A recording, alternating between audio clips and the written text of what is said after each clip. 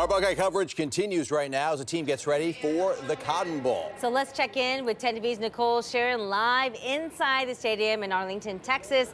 Nicole had a chance to visit with the Texas quarterback and former Buckeye Quinn Ewers. Great conversation, Nicole. Absolutely, Angela. Earlier this week, Quinn Ewers was actually asked if going to Ohio State was a mistake, and his answer was simple: no. The current Longhorns QB1 says the Buckeyes are what built him, and now he has the chance to go up against his former team on college football's biggest stage. Quinn Ewers saw 3 snaps in the scarlet and gray. Fast forward 4 years, and he's led the Longhorns 1 win shy of a national title game.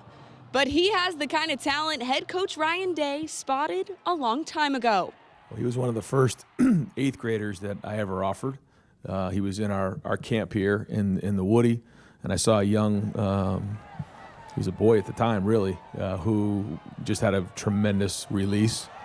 And I remember grabbing him and grabbing his dad and said, man, you got a bright future ahead of you. I don't know if this is good or bad, but we're going to offer you a scholarship to Ohio State even in 8th grade.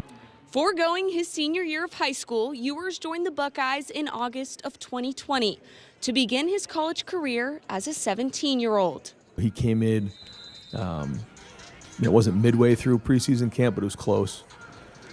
So he didn't have the normal experience of adjusting and getting orientated with the team and his class and those types of things. So that was a challenge, but the guys embraced him.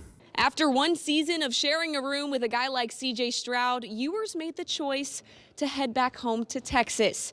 He now wore the burnt orange, but always remembered his reps as a Buckeye. You know, C.J. was in front of me, so being able to watch how C.J. and Coach Day and those guys prepared at a high level for the college games, and I mean that was my first time getting implemented into college football. So. And now he plays in this game, the Cotton Bowl, Buckeyes against the Horns, facing his former coach and teammates.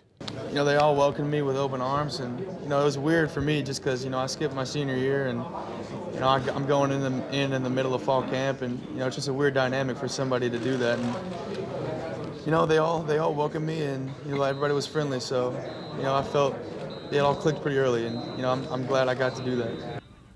Quinn's my guy. He's a great competitor, great quarterback. I think it'll be fun going against him, trying to get him running around.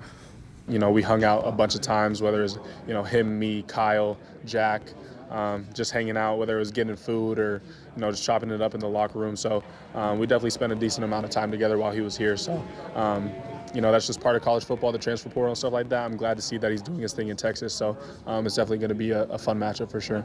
It may be a reunion for Quinn Ewers, but he's an obstacle for the Buckeyes. Now just 1 win away from their ultimate goal, a trip to Atlanta. I'm sure we'll shake hands and hug after the game, but during the game it's all competition. I wish nothing but the best for him, but he's wearing burnt orange, I'm wearing scarlet and gray right now.